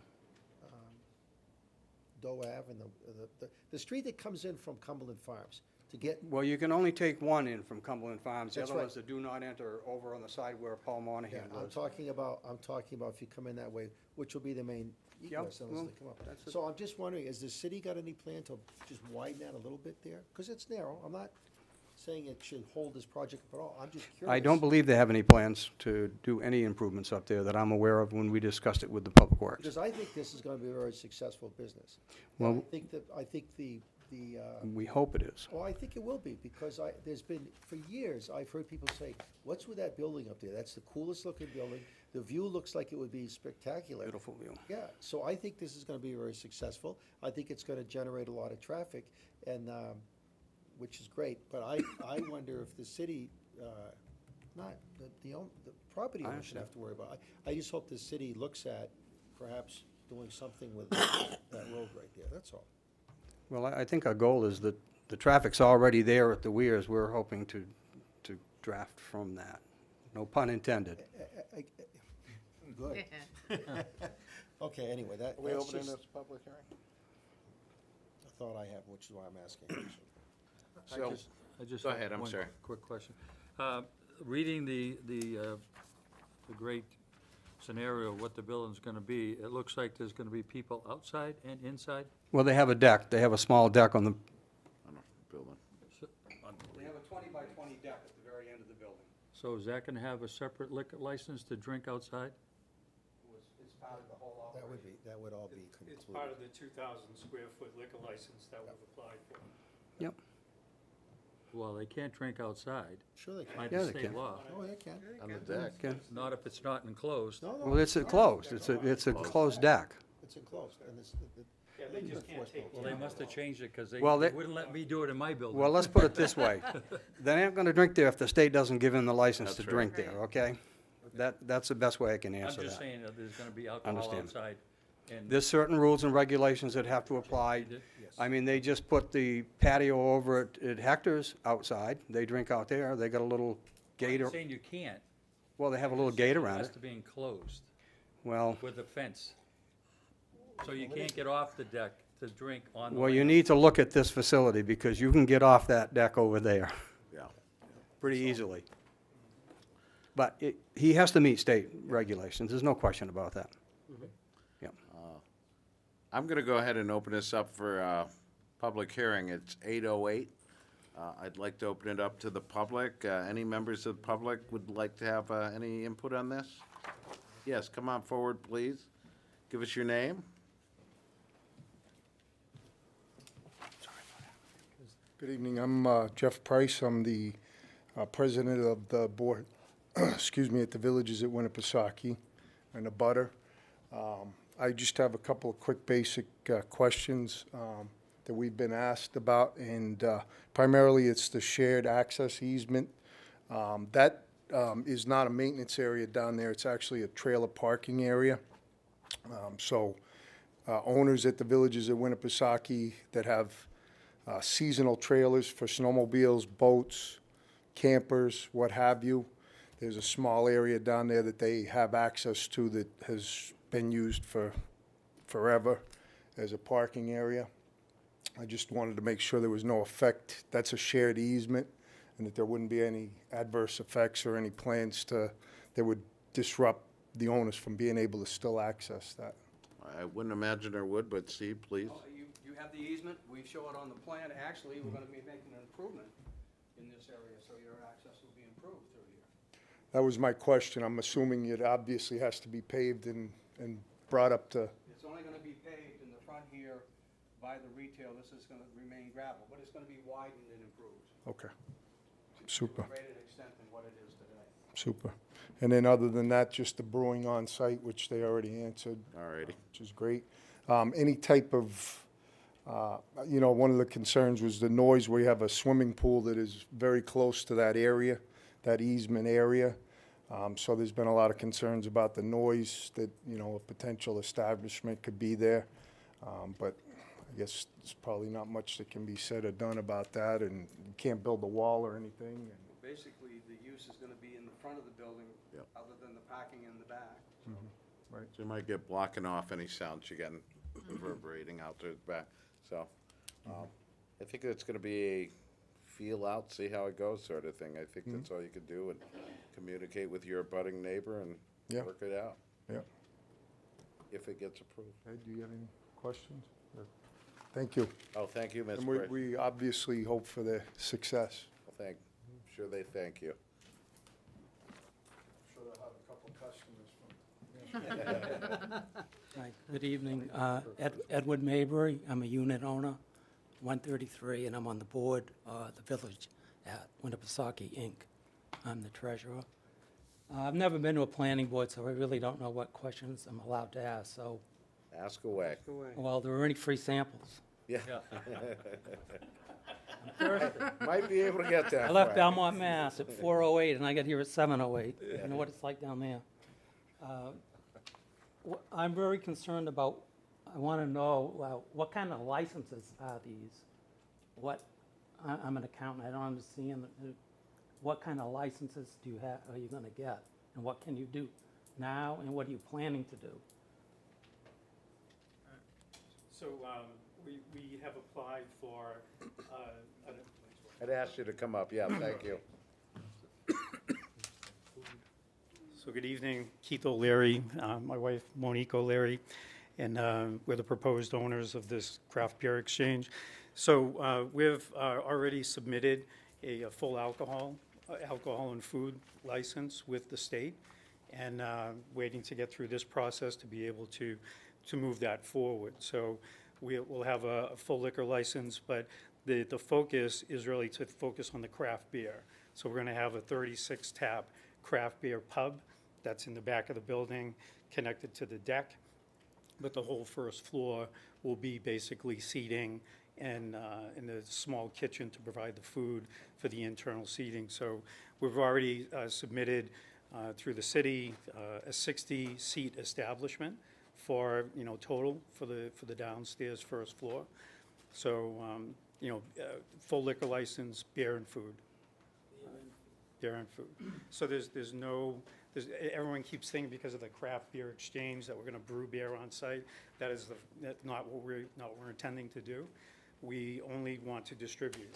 So we want to look to support the Nano Craft Beer Brewery within the state and within the region, so that will be a distribution point for the smaller nano breweries that need that pub distribution as well as the retail. So you're not going to just be like a tap room? Yeah, no. Food too. No, to get the liquor license, we have to provide food. That's part of the requirement for the liquor license. So So we will have a kitchen that, and we've already talked to Deputy Rufo about what the requirements are for the kitchen, and he's approved the basic plan, and again, we need to sort of like keep this moving through the state. Anything else while I'm up here? I had a couple of questions, yeah. I didn't understand your comment about the 5% of changing the land or Well, something? they look at impervious. Who's they? The city. You can only have so much impervious, which would include buildings and parking and things like that. And in this particular case, this site allows you to have, you have to have a minimum green space of 60% of your land area. Currently, it's 88.9% green space. When we took the building out, put the parking in, it's gonna be 84% green space. So we're losing 5% green space, but we're still well above the 60%. Is that because it's commercial, the 60%? Yes, that's what's allowed in that zone. Yep. I did have another engineering question. So the swale has nothing to do with brewing? No. What is the treat swale? That's the treat stormwater, Oh, okay, and it's in a very flat swale. For the that parking lot? treats it and then allows it to be. for the released. parking lot then? Yes, for the Oh, parking. okay. And it travels in that direction. We're charged with making sure it doesn't, we don't increase the amount of water. The only way to do that is to stretch it over a longer period of time. We're also charged with treating it before it is released, and that's what that does. Okay. I think that's it. Oh, am I allowed to ask the estimated cost of the project? No, I don't think that's, No. I'm just curious. Public, I yeah, was yeah. reading the instructions. yeah, no problem at all. Kind of curious because. You can ask, and More than $100. if they want to tell you. That's all the questions I have. All righty. Steve, can I ask you one question? I'm Thank you. assuming you're gonna add lighting for the parking lot, and I'm assuming that you're selecting a light fixture that has down light so you won't, and, We have a lighting plan in the package.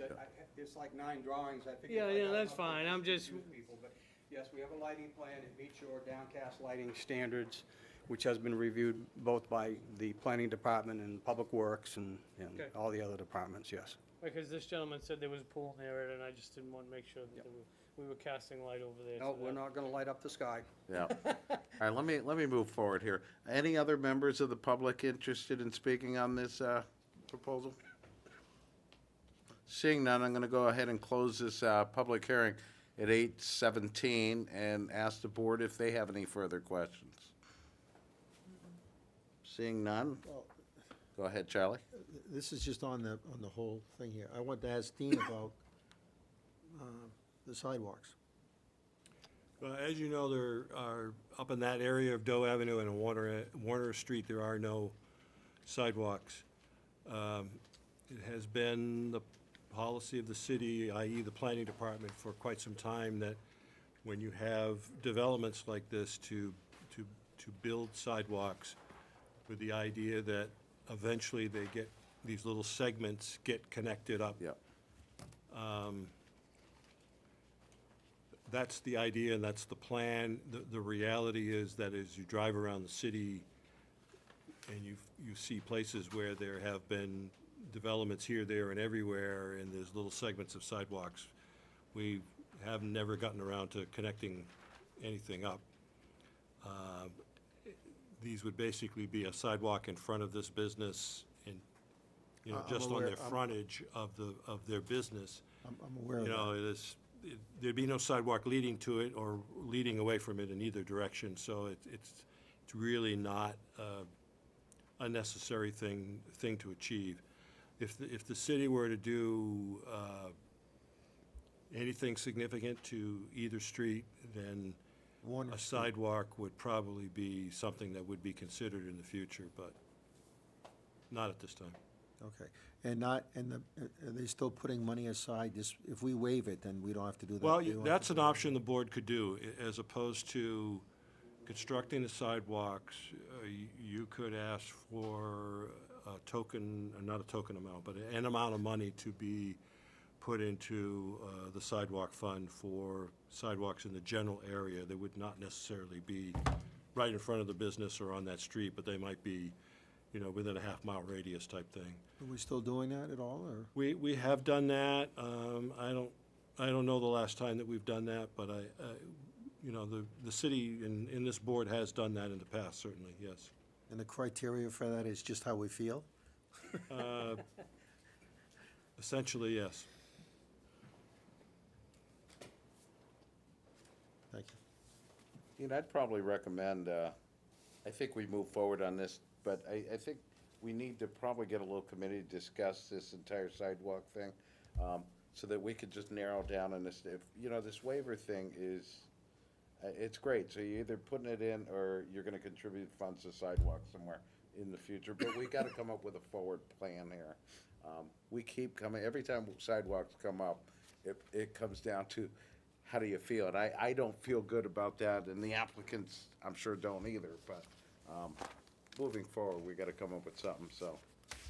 Well, if I could too, if this location was on Weirs Boulevard, They'd have to put in a or sidewalk. someplace, I would not be in favor of the waiver. The fact is, where this location is, the only thing a sidewalk would do is give a place for people to stand that have no, Waiting for the car to come around the building. yeah, or something like that. So, I totally get that. I agree. What you're saying.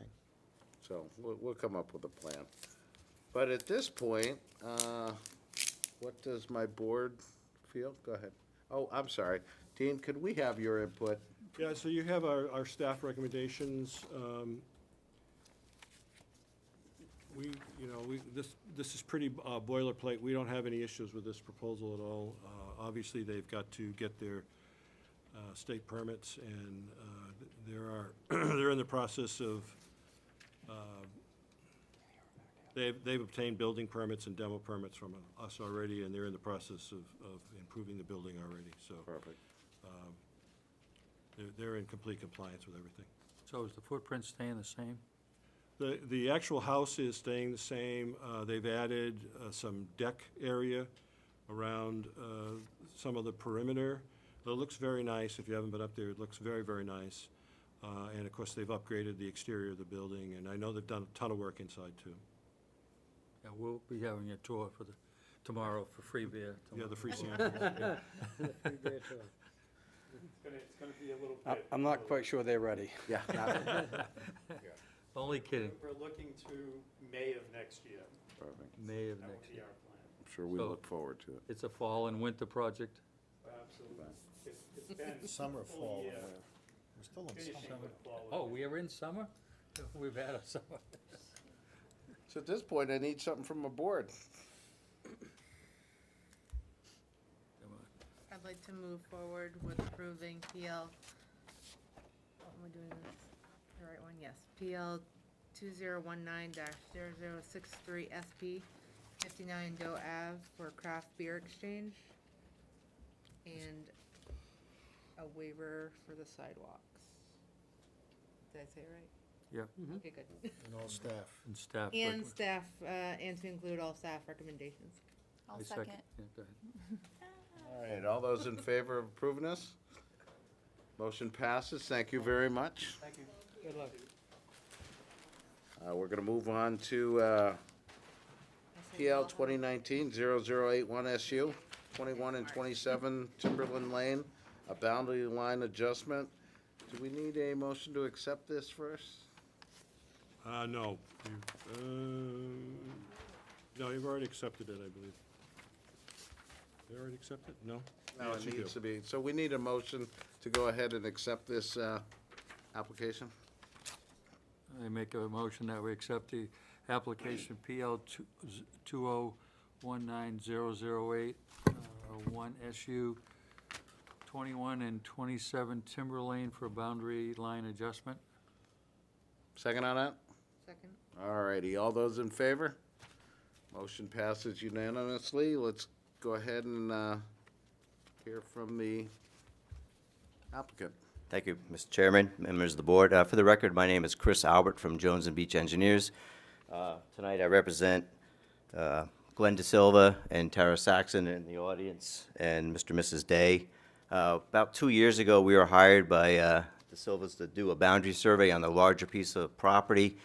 During that time, we found out that actually the lawn on Mr. Day's property and the deck is actually an encroachment in the setback, and the lawn was actually on their property.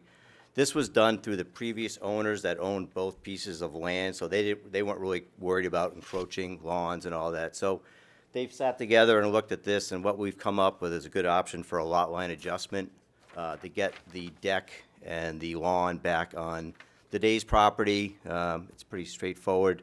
We've gone through TRC. There was a couple of comments that we've corrected from the June 12th TRC hearing. Again, it's kind of a win-win for both parties. All right. Thank you. Public hearing on this? All right.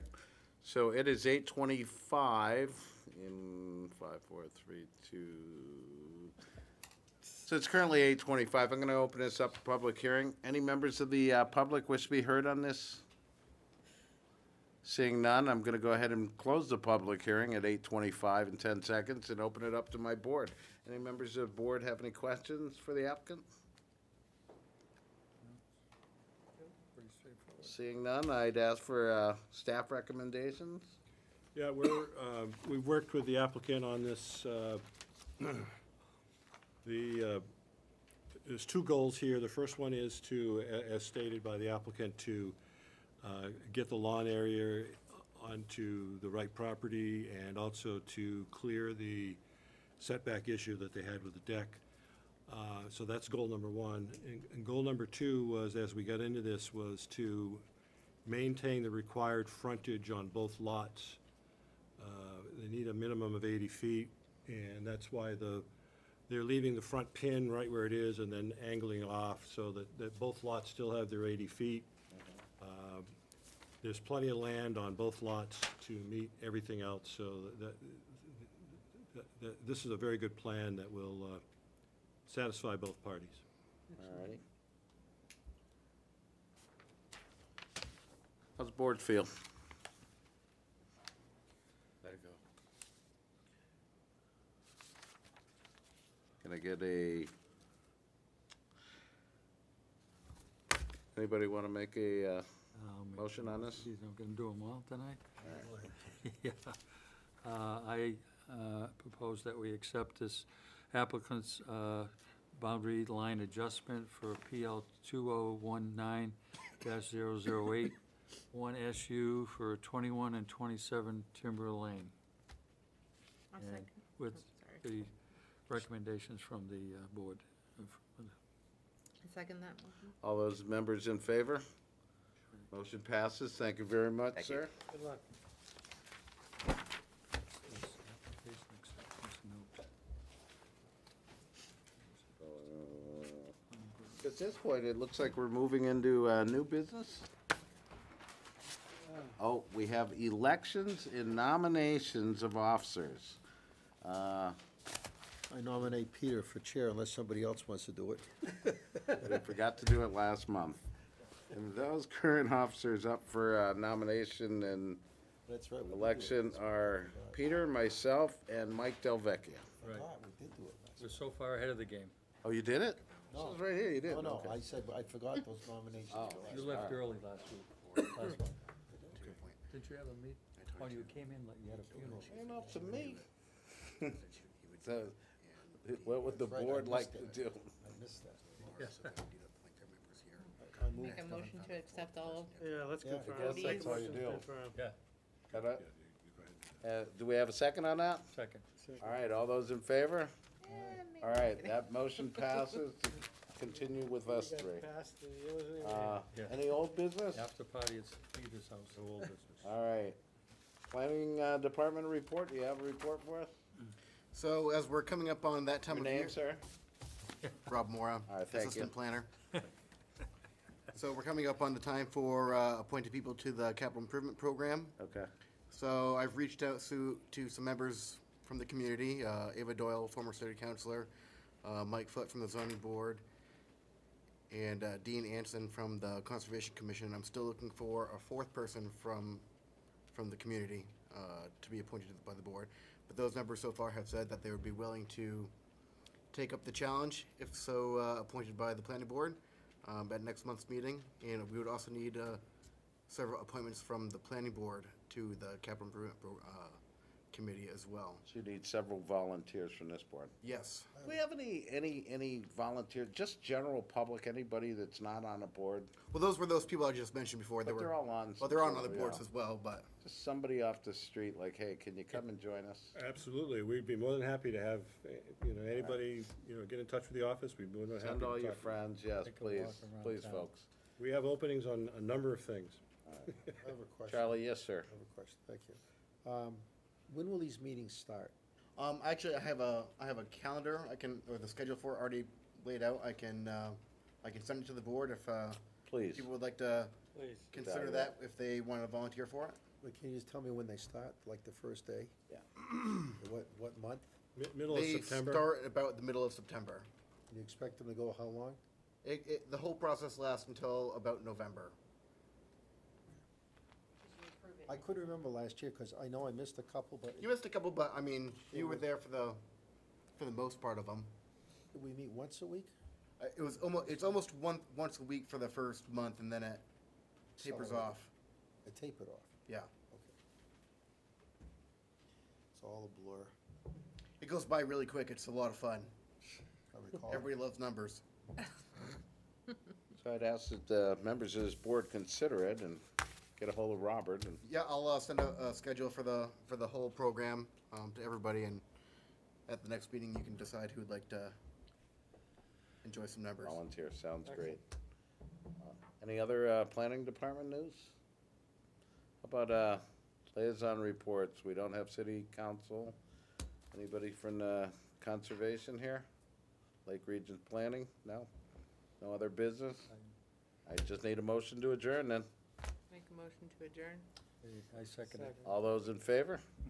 8:31, we're gonna go ahead and adjourn. Thank you very much, everybody. Beat that 9 o'clock. Oh, good. Yeah, we beat that 9 o'clock. What, were we on a time? Yeah. I thought it was the opposite